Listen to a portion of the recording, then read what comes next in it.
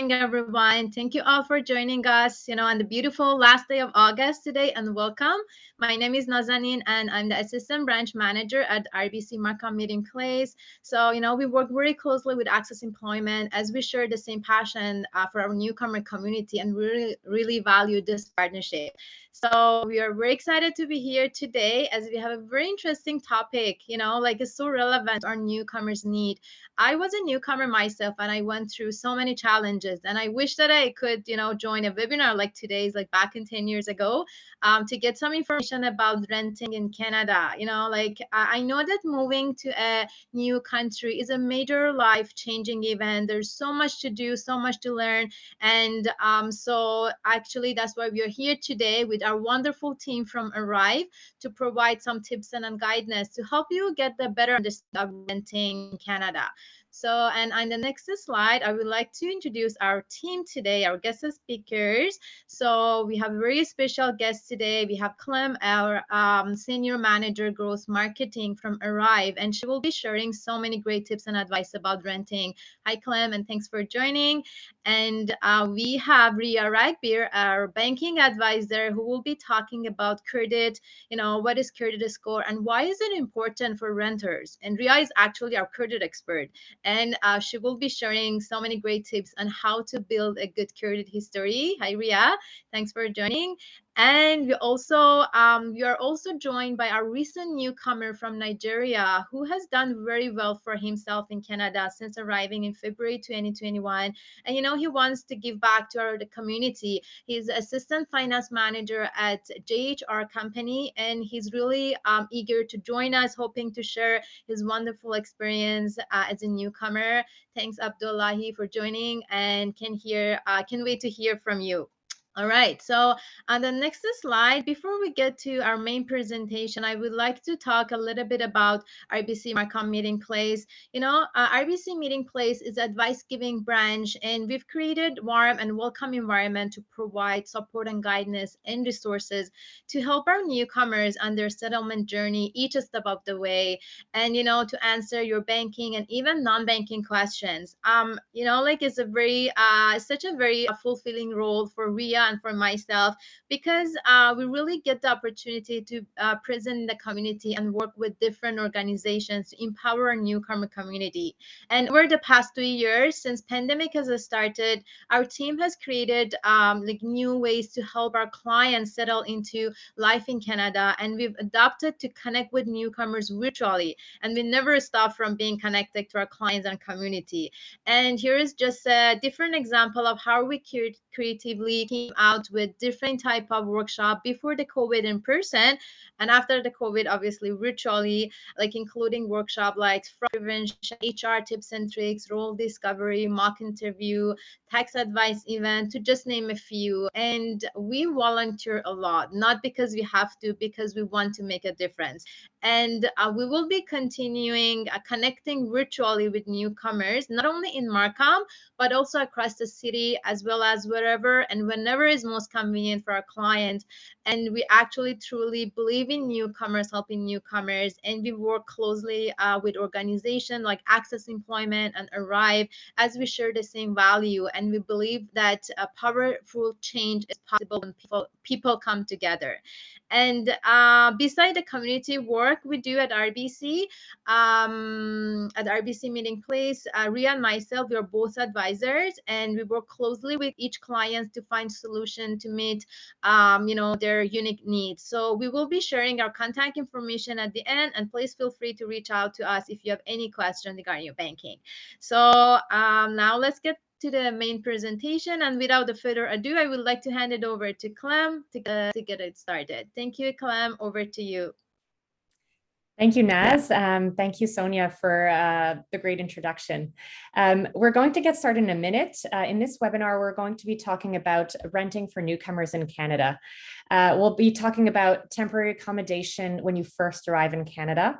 We'll be talking about searching for and finding a home and different methods that you could use in order to do that, how to choose a neighborhood, the different types of homes you can find in Canada, and where and how to look. We'll talk extensively about some of the common challenges that newcomers face. We'll talk about understanding your lease before you sign it, questions you can ask your landlord, essential documents you'll need, and what your rights and responsibilities are as a renter. And then lastly, we'll talk about settling into your new home once you have signed that lease. If you can move to the next slide. Before we do start, I want to tell you a little bit about Arrive. Arrive is a platform that was created by newcomers for newcomers with the aim of helping you prepare for your move to Canada and settle into your new life in Canada. Arrive is a free app that is your single source for the tools and resources you need to succeed in Canada. And that includes tons of information, resources, tools, expert advice, programs that will help you walk through all the different subjects that are top of mind as you settle into Canada. You can scan the QR code that is right on the screen here. I will also pop a link to download it into the chat right now for everyone who wants to download the app at a later date. You can connect with the wonderful advisors from the RBC Meeting Place directly in the app to get answers to any of your banking questions. And a lot of the content that we are going to cover today in this presentation is also available in the app at a later stage if you want to go back to it and get more details. So highly encourage you to download the app. So without further ado, let's get started. Let's talk about temporary accommodation. Most newcomers don't go straight to a long-term rental prior to moving to Canada. The most common scenario is staying in a temporary accommodation for your first few weeks or months in Canada in order to kind of get your feet under you and get a better understanding of what the rental market is before you commit. A lot of options in order to do so exist. If you do have friends or family that you can stay as, that's a really helpful one because it really doesn't cost you anything, and you can also tap into your family or friends' tips and advice and knowledge of the area and the surroundings during that initial period. There's also the option of getting an Airbnb for a few weeks, homestays. You can also find a sublease if you encounter someone who won't be needing their home for a few weeks or a few months. You can rent it from them for that duration for your initial few weeks in Canada. Please bear in mind, though, that right now, unless you are double vaccinated, there is a 14-day quarantine that is still in effect. So you do need to plan for your temporary accommodation to cover at least that initial 14-day period before you move on to an additional more longer term accommodation. So bear that in mind. Once you do have that temporary accommodation figured out, once you do arrive in Canada, if you can move us to the next slide, please, Sonia. You're going to start to need to figure out how to go about finding your long-term home, that long-term rental that will really be your first home in Canada. And there are several ways of doing this. First of all, you should know it can take some time to find a suitable home. It depends on supply and demand in the city you're searching. You can search on your own through various online and offline methods, and we'll get to these in a bit of a minute. Or you can hire a realtor or real estate agent who will assist you in finding a place. You can find a realtor on realtor.ca, or you can browse listings on site like Viewit or condos.ca. And on each listing, you'll usually have the name and the contact information of a realtor that you can reach out to. Each of these methods have pros and cons that you should bear in mind before committing to one or the other. Doing self-search will give you a wider choice to pick from, some more affordable options, and you can really pace your search depending on your own schedule and your own preference. That being said, it is time consuming. It involves a lot of research and effort. It has been said that finding a place to live is a bit of a full-time job. You're also, as a newcomer, a little more vulnerable to scams because you don't necessarily have the knowledge of what practices are and are not commonplace. So something to be a little more wary of, that there are real estate scams and that you would need to keep an eye out for them. And it's also sometimes a little difficult to identify potential legal practices. Again, not commonplace, but sometimes you do have people that try and sneak in some restrictions into the lease that are not legal in the frame of your provincial law. And lastly, if you're doing it on your own, you do need to manage all the paperwork on your own as well. If you are using a realtor, the advantages of that are that the realtor was going to handle the process, the leasing process from start to finish for you. You get to tap into their knowledge, their experience. You're less likely to get scammed. It will save you a lot of time and a lot of stress. And also in Canada, the renter, the tenant, is not the person who pays commission to the realtor. The landlord or landlady will be the person paying that commission. The flip side of that is that oftentimes that commission is built into your rent, and you likely will not get access to quite as much budget-friendly options as you would if you were searching on your own. You may have to move a little faster with decisions because your realtor may pressure you into making a decision fast. And you'll be limited to the listings that the realtor has access to. So with that in mind, a lot of newcomers do self-search for budget reasons. That doesn't have to be the case for you. Decide what makes the most sense based on your unique situation. Next slide, please. The next step, once you've decided which option you're going to use as you finalize the Canadian province is city that you are moving to, you're going to need to identify which neighborhood of that city you're going to live in or you would like to live in. In the major cities in Canada, there are lots and lots of neighborhoods to pick from. They all have their own color and personality and vibe. And so it's definitely something that you should give some thought to. Factor in what the average cost of rentals in a specific neighborhood are. So you can do your research online, look at listings for a 1-bedroom, a 2-bedroom, a bachelor studio unit in specific neighborhoods. You'll see that the costs vary very much from one neighborhood to another. You want to also factor in commute time between the neighborhood of your choice to the area that you are likely to work in, whether that's the downtown core or major business hubs. So be sure you factor in that time for your commute. As well as costs associated with that commute. So if your commute is going to be on public transit, you'll need to factor in the cost of transit. If your commute is likely to be to an area where you will need your own vehicle, you'll need to factor in the cost of that vehicle and all associated costs, including parking and gas and vehicle insurance and all of that. Factor that into the actual cost of living in this specific neighborhood. You can have a look at walk and transit scores, and these are essentially scores that factor in how easy it is to get around the neighborhood on foot and how easily connected the neighborhood is by public transit to the rest of the city. So look those scores up. It'll give you an idea of what the quality of life is in that neighborhood. Obviously, factor in all the places that you'll need to be connecting to from that neighborhood, proximity of schools, place of worship, your workplace, grocery stores, shopping malls, and all the other places that you typically will interact with in your neighborhood. If you're going to be using a vehicle, factor in parking, and then you can also do some research on crime rates and noise level. And all of that should give you an idea of the desired neighborhoods that you want to look at.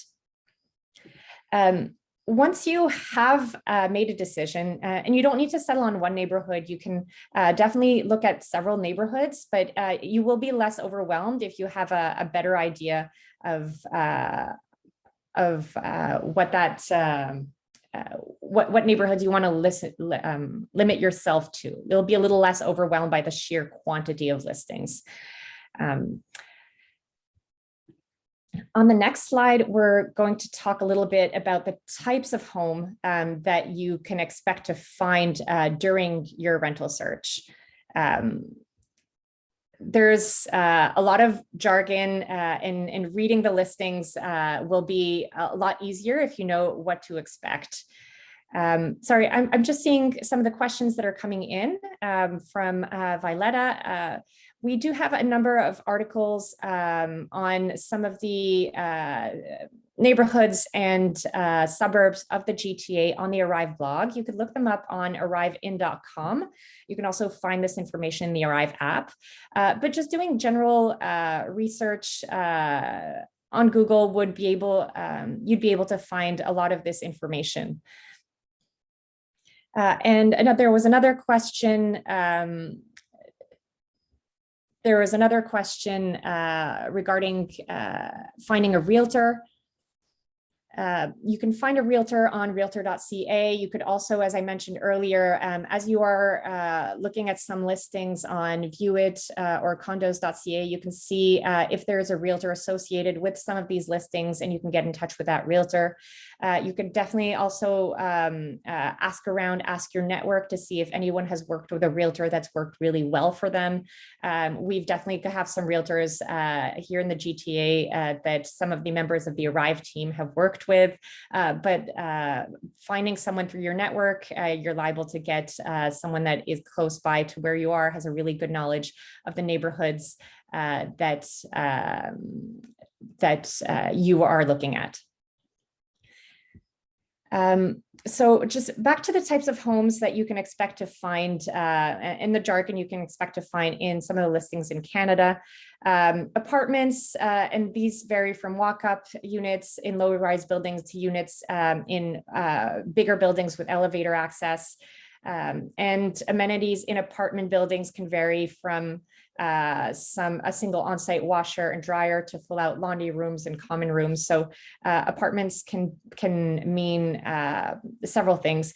Condos are units similar to suites or flats in high-rise apartment buildings. You typically find them in big cities. And condo residents usually have access to shared amenities such as a gym, potentially a swimming pool, a party room, some guest accommodation available that is within that same building. As a newcomer, you may be interested in rooming houses as well. And these are homes that have rooms that are rented out individually with a kitchen, bathroom, living room. Usually that's a shared space for all tenants. If you're looking at houses, you may come across words like townhouse, duplex, semi-detached, single detached houses. A house can sometimes have separate units within it, one on top of each other. Within houses, you can typically find basement apartments that are mostly below ground with a separate entrance. These are usually more affordable.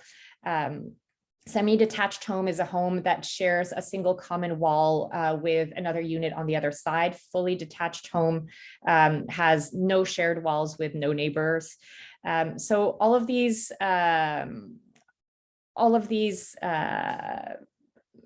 terminologies are things you will find in listings. Bachelor unit or a studio is a single room that typically serves as both the bedroom and the living area with a little kitchen corner and a bathroom. So those are the smaller units if you are moving to Canada on your own that you might be interested in exploring. We've got a question here, someone planning to arrive by the end of September. How soon do we suggest they start looking for an apartment? As I mentioned earlier, you may have joined after the start. Typically, what we hear from most newcomers is that they will start with what we call temporary accommodation. When they first arrive in Canada, they're not looking for their long-term rental prior to arriving. If you're coming at the end of September, you should definitely start looking for that temporary accommodation now. But we recommend that you unless you have someone in your network that is leaving a unit that they highly recommend and is offering you the possibility of taking that unit over from them. We recommend that you wait until you are in Canada so that you can visit units. There is a less of a likelihood of being scammed, and you'll have more of a chance of getting a real sense of the neighborhood, of the surroundings, and what the reality is like on the ground. So that would be what I would recommend, is sorting out your temporary accommodation for your first few weeks or months in Canada right now, as soon as possible, a few months before your arrival, but then start your actual long-term rental search once you are on the ground in Canada. So if you can move us to the next slide, where I'll talk a little bit about where and how to look if you are searching for if you're searching for accommodation on your own without a realtor. You can start by exploring sites like ViewIt, condos.com, to get an idea of what the rent is in different neighborhoods. I mentioned earlier doing your research around getting a sense of what the offer and demand is like in specific neighborhoods. You can find classified ads on sites like Craigslist, Kijiji. There are also a lot of local groups that vary from city to city. So for example, in the GTA, there's a very popular Facebook group called Home Zone, where you'll find a lot of GTA listings. There's a site for Winnipeg called the Winnipeg Rental Network. When you know which city you are moving to, it will be helpful to ask around and get a better understanding of where it is that the locals go for listings. And that is a really good place to start. Sign up to those Facebook groups, sign up to those sites, and you'll get a sense of what the listings are in your neighborhood. These sites are all listing aggregators, and they typically provide a forum for tenants to connect directly with landlords. We mentioned earlier, if you're on condos.ca or ViewIt, a lot of the listings there will have a realtor attached to them. So you'll have a third party that is present in that transaction, and that also provides, I guess, additional insight and opportunities to ask questions. Another option are apps like Zumper or PadMapper, again, where you will find a lot of listings. And one last option is once you are on the ground, exploring the neighborhood you're moving to on foot. If you're looking at buildings, apartment buildings, condos, some will have available or for lease signs in front of them if there are units that are available. You can speak to the building superintendent, and also ask your network. If you know some people that are on the ground, you can ask if they know of any units that might become available in their buildings, in their neighborhoods soon. So all really good options for places to look if you aren't looking with a realtor. So next up, we're going to talk a little bit about some of the common challenges that newcomers face. And this is, there's no getting around this. Many landlords usually ask for an employment letter, a credit report, or references. These documents, their purpose is to give them, the landlord or the landlady, the confidence that the tenant they choose will be able to pay their rent on a regular basis and on time. The problem is that most newcomers don't have a credit history or Canadian references yet, since they're new to the country. So this is definitely a sore point, and there are ways to get around it. But before we talk about that, let's talk a little bit about what a credit score is, because that's a really important component to understand. And Ria is going to talk us through that. Thank you so much, Clem, for mentioning, credit report is one of the common challenges newcomer faces. I wanted to take a moment here just to elaborate on that a little bit more. In North America and, countries like the US and Canada, we're known to be credit-based economies.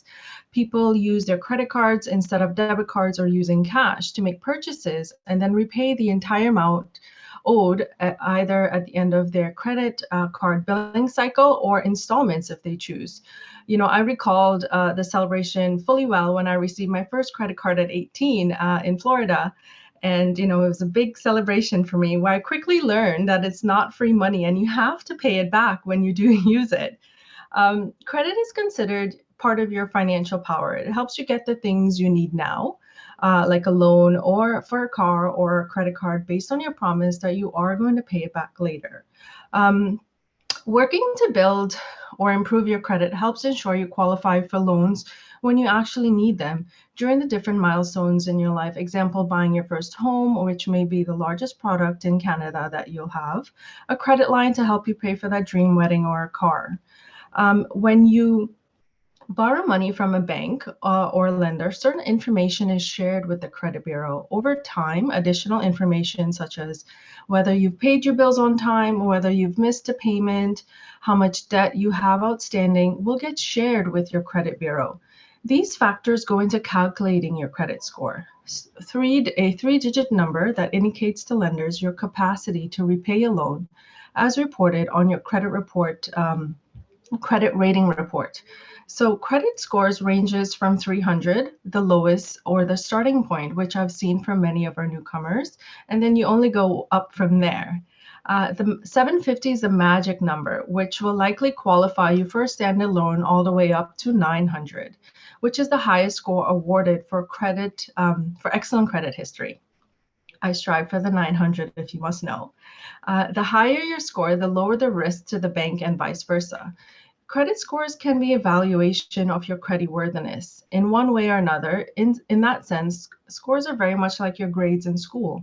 You're in control of it, and a good, steady credit habits can really go a long way. On our next slide, I would like to share some of the tips to building good credit history.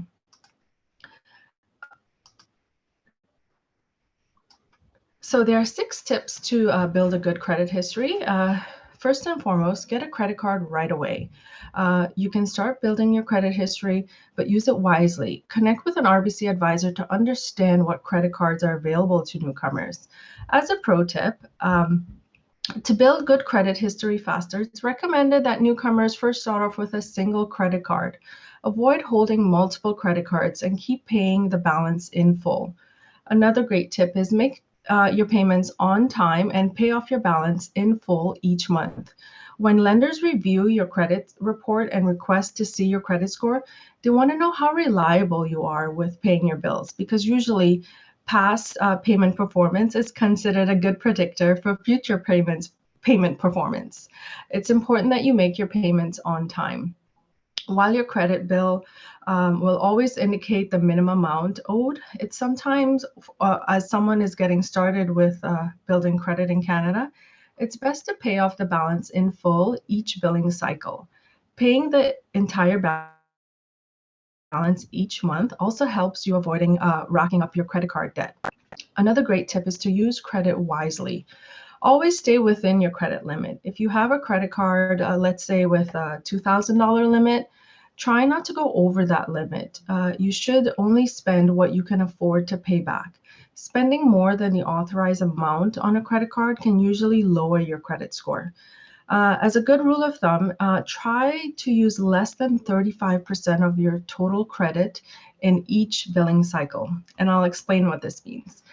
This includes that all your credit products, such as your line of credit and or your credit card, and let's take, for example, if your credit card has a limit of that $2,000, and then you have a credit line of $5,000 from a bank, you should limit your total spending to approximately $2,450, 35% of that $7,000 or less, while also maintaining the 35% rule. In this case, $700 specifically is allocated to that credit card. And an additional pro tip is to start small while using your credit card for groceries, monthly utility payments, bill payments. Over time, this will help you build a good credit history. And another great tip is limit the number of credit card applications or credit checks. Now, as you settle in Canada, it's normal and expected that you'll apply for credit from time to time. A lender or other organizations offering credit-based products may ask to check your credit or pull your credit. And when they do so, they're really asking to access your credit report at the credit bureau. This results in an inquiry on your credit report.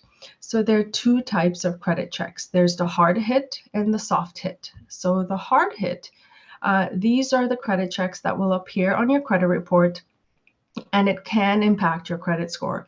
Anyone who reviews your credit report will see all these inquiries. Examples include an application for a credit card or mortgage or some rental applications and some employment applications as well. And if there are too many hard credit checks in your credit report, lenders may think you're urgently seeking credit and you're trying to live beyond your means. Now, on the flip side, the soft hit, these are credit checks that appear on your credit report, but only you can see them. These checks do not affect your credit score in any way. Examples include requesting your own credit report, businesses asking for your credit score to update their records about any existing account that you may have with them. Those are the examples of the soft hits. Again, your credit is in your control.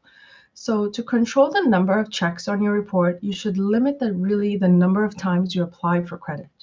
When shopping around for a car or a mortgage, get the quotes from different lenders within a 2-week period.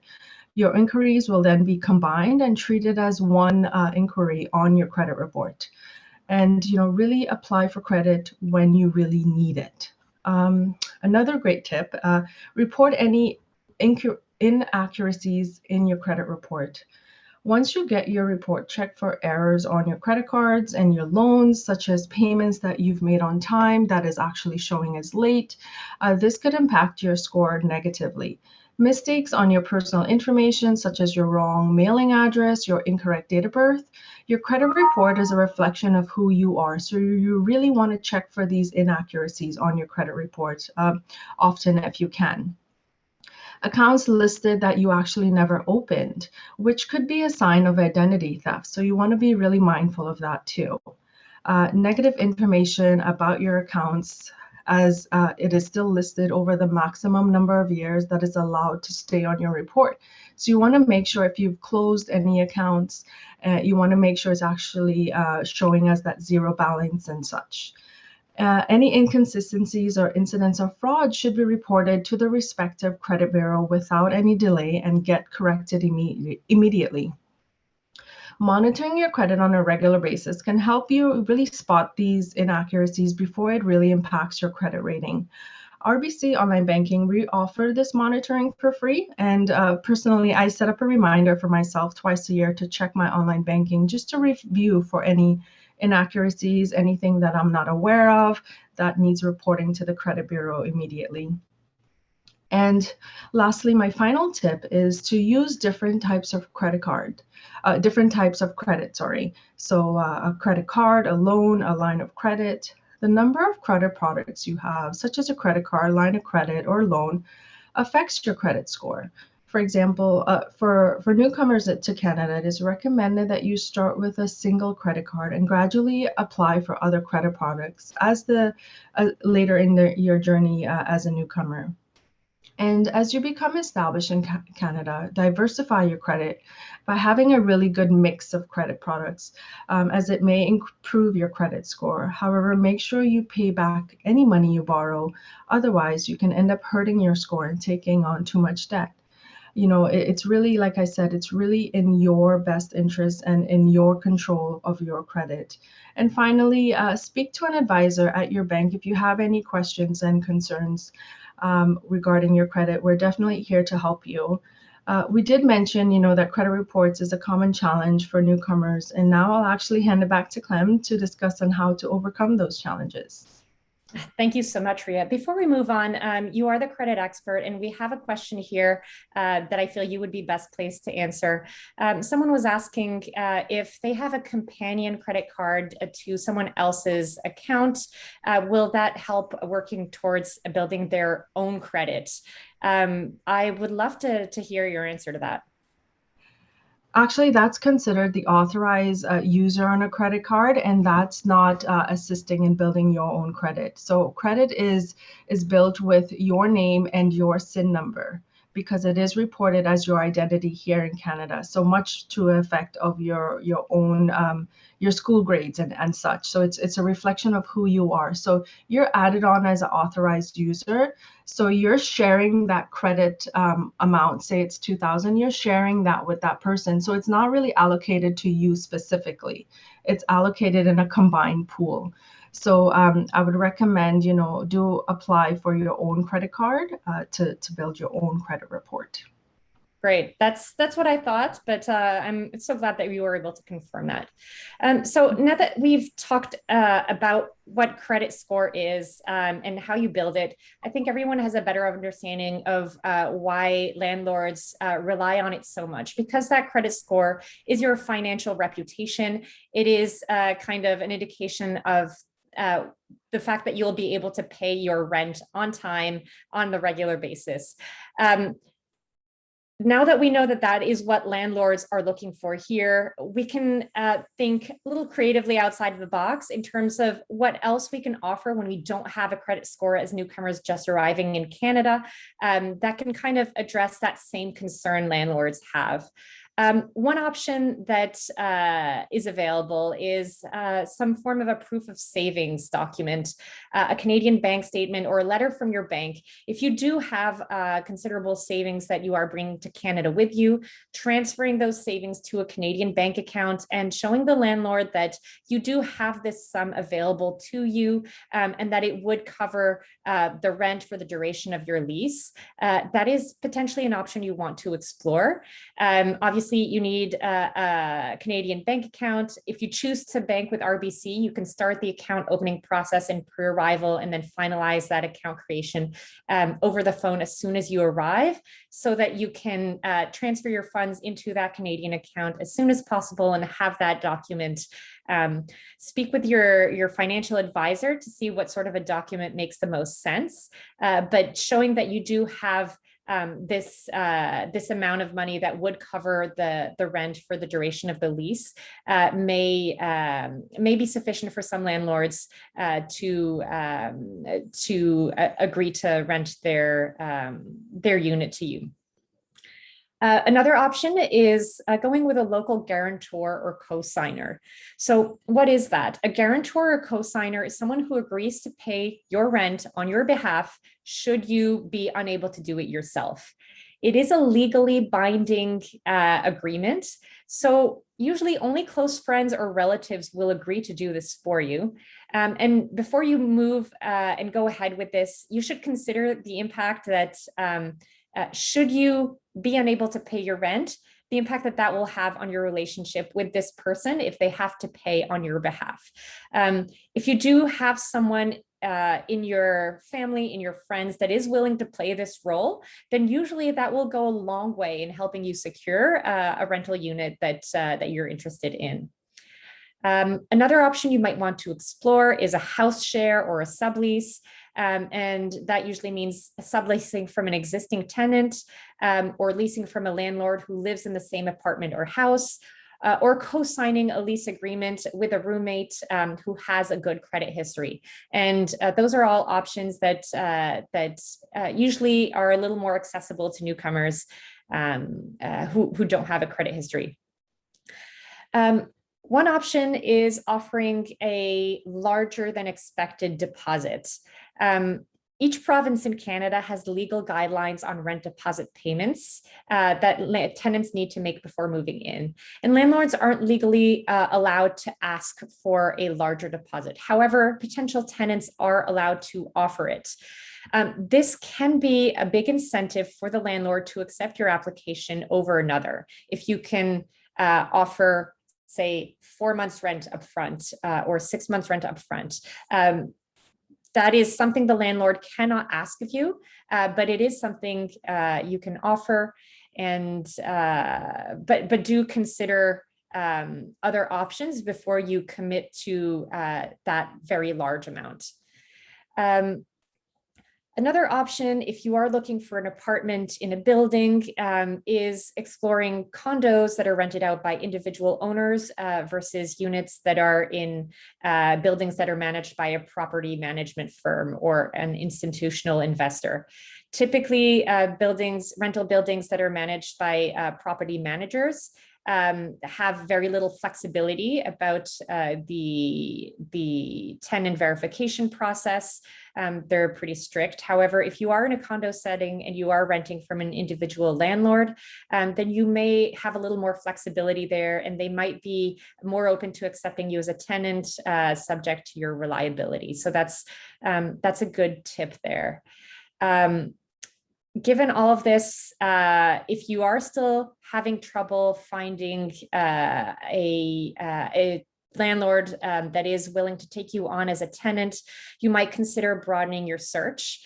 Rental units are a subject of supply and demand. If you are looking for a unit in a very sought after neighborhood, right in the downtown core or in a highly sought after area, landlords will have lots of other tenants that are willing to that meet the requirements of that credit check. And so you're really facing an uphill battle. If you widen your search to city adjacent neighborhoods or suburbs, you may have a better chance of finding people who are a little more accommodating with your situation. If you do go this route and you don't have a car, keep a close eye on public transportation and commute time to the city center, obviously. And lastly, a very useful tip is you may want to consider taking up a survival job or volunteering during your initial months. And the reason for that is that survival jobs and volunteering are great ways to earn Canadian experience that will be helpful in your job search. They're a great way to practice your language skills, build your network locally, and also gather references for your rental application. People that you interact with at your survival job, people that you volunteer with, can definitely put in a good word for you. They can speak to your potential landlord and say that you are a reliable person, that you are a responsible and respectful person.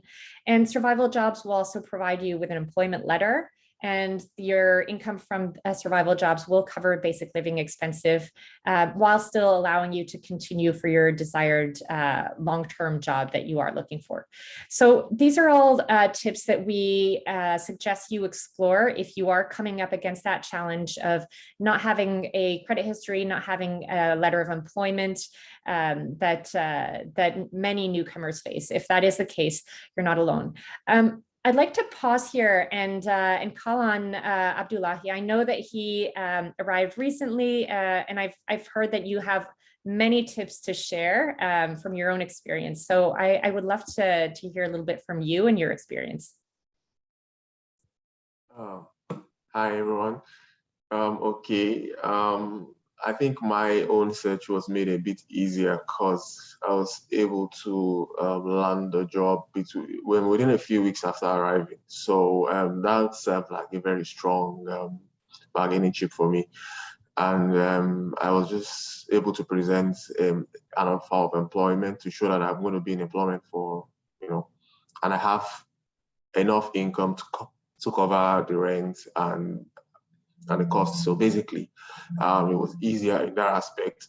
But just taking a clue from what you've just said, I mean, what also worked for me was the individual landlord thing, because I was able to find a landlord who had a unit that was available to rent. I spoke to him and he was willing to accommodate me. The initial challenge is usually the credit report, letter from previous landlord, financial background. All those things are very regular in the request. And I found myself at some point when I was looking for a place, to just say in advance that, hey, I'm a newcomer, I don't have all this. Are you willing to go ahead? And then some of them were like, okay, come, you can inspect the building and see if you like it, then we can discuss after what we can do. And then that was usually the the place. Then also there are some landlords that have like basements or something available for rent. I mean, it's their own property, so they're a bit more flexible around the requirements. So those ones are usually easier to talk to as a newcomer, because they'll be willing to at least give you a place to stay and not ask for those very challenging documents for a newcomer. So basically, that's it. And your clue also about widening broad search. The search is very, very important because I use a lot of sites simultaneously, filtering through based on prices and preferences, basically. And I had to go over the options one after the other till I was able to find the one I want. Also, looking at the areas I want to stay in and seeing how I can broaden the scope more just to be able to find what I want. So that was also a very, very important tip. I would also say that in selecting the area where you want to stay, you also have to consider a newcomer, and most of the time there's always financial challenges when coming to a new country. So also taking a survival job is important as well, but also considering that rent is expensive in some part of the town and cheaper in some other parts. So try to factor in your budget and consider where would be most fitting for your financial strength, basically. That's also something that I would say that is very, very important, basically. Yeah. And bring a lot of money as much as you can anyway. So it's going to help with all these issues, because ultimately landlords want to see that you have money to pay, and in some cases you might have to pay I've had friends that paid 3-4 months rent in advance just to give some assurance to the landlord that he wouldn't have issues with you in the future.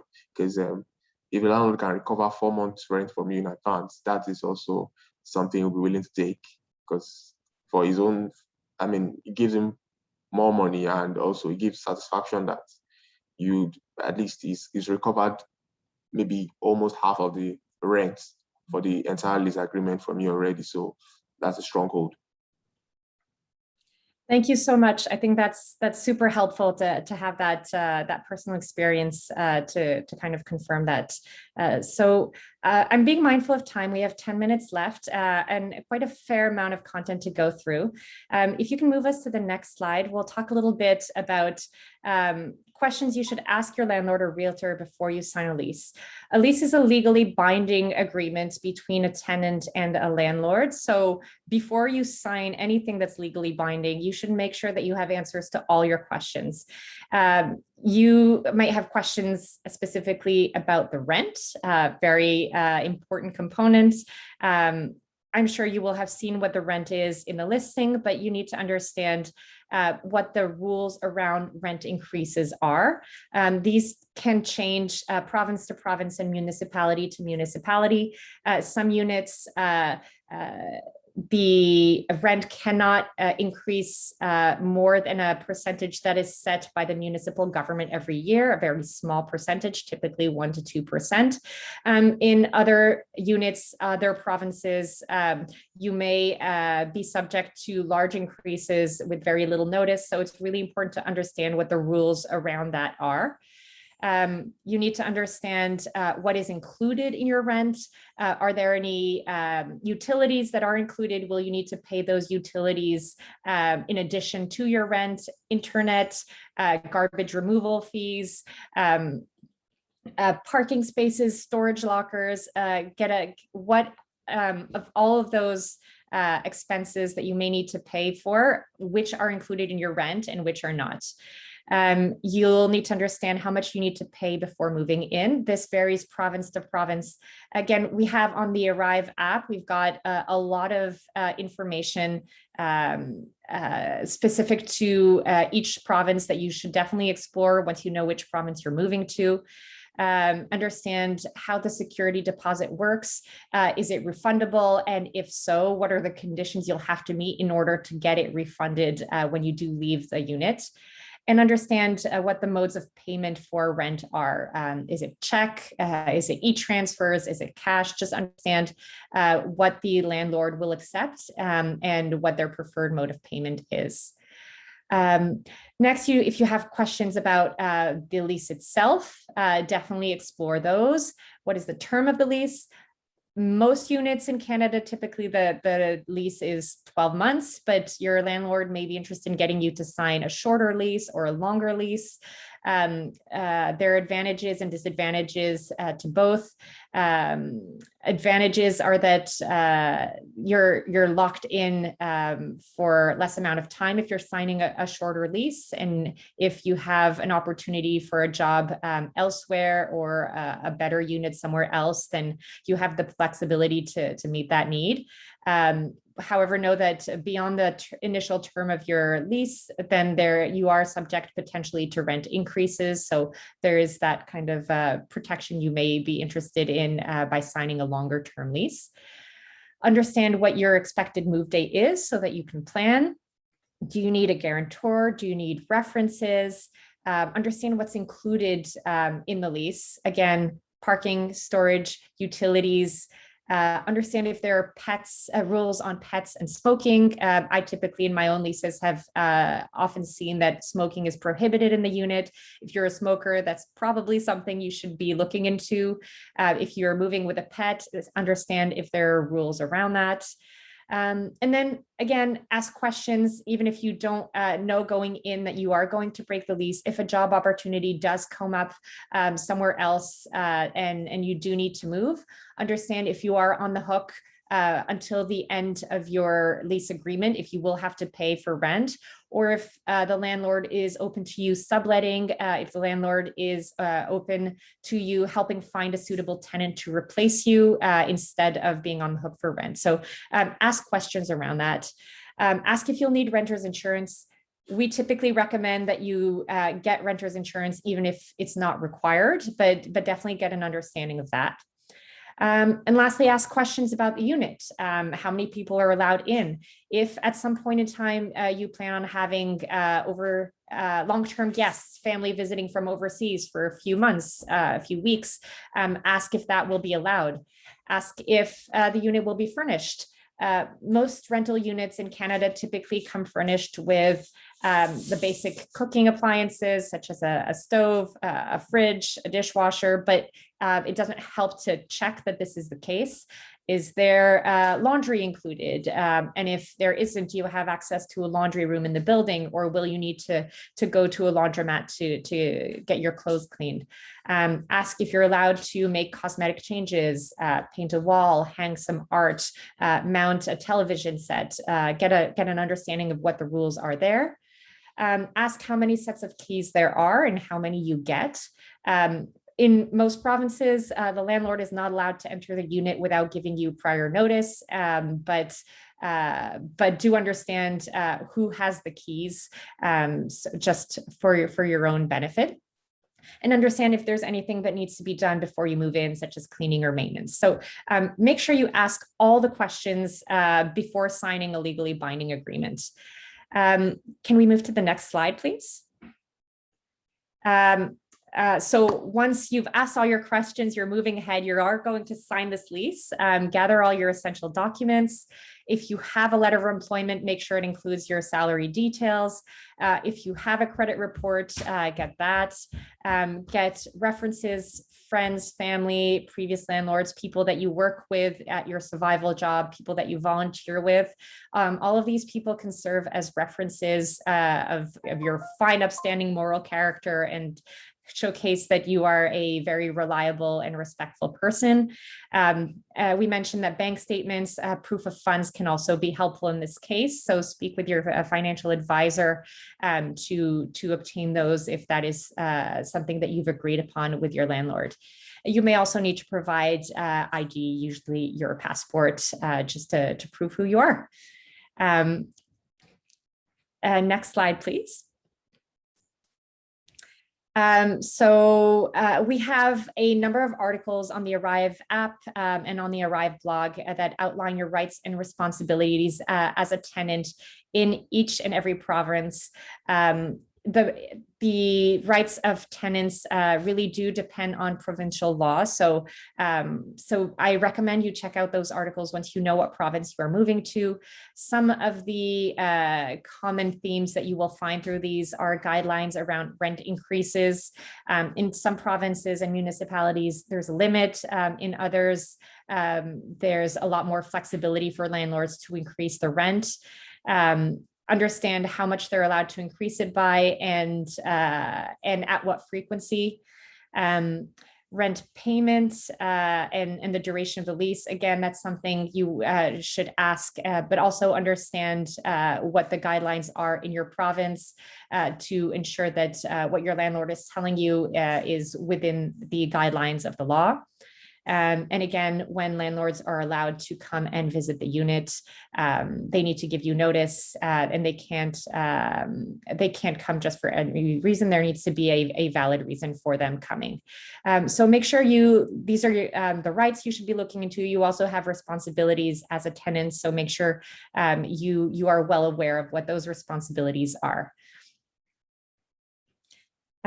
Next slide, please. Sorry, we're almost at time, so I am breezing through this a little bit. And I know that we've got other Arrive team members on hand that are answering some of your questions here as well. Once you've signed your lease and you move into your home, your first home in Canada, congratulations. We highly recommend you get renter's insurance. You'll need to get utilities transferred to your unit in your name, get an internet connection, make sure that your electricity, also called hydro in Canada, is transferred to the unit, water. And then you'll need to update your address with important stakeholders, and that includes your health card, that includes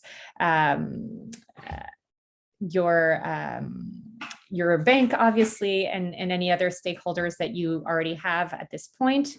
You'll need to furnish your home. When you do so, remember to measure everything, including stairwells and elevators that you may need to move any furniture in. Make sure you plan for shipping and delivery of any large items. Make the best use of storage space. And then there are some great furniture stores, but also secondhand furniture is an option that is you could absolutely explore. You'll find lots of options to look for that on Craigslist, Kijiji, Facebook Marketplace, local groups to furnish your space and make it your own and feel at home in Canada.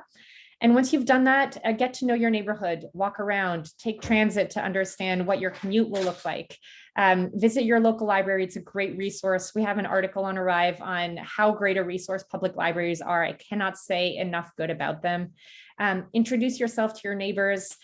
Canadians are very friendly, and it's always great to be able to have good relationships with your neighbors. You'll never know when you'll need to borrow something or ask for help or lend a hand. And then also join your local neighborhood social media groups. Canadians typically use Facebook a lot for groups, which is not always the case in other countries. And there are typically groups by neighborhood where you can find out about ongoing events and concerns and ask for help, lend a hand, and make new friends. So great resource as well.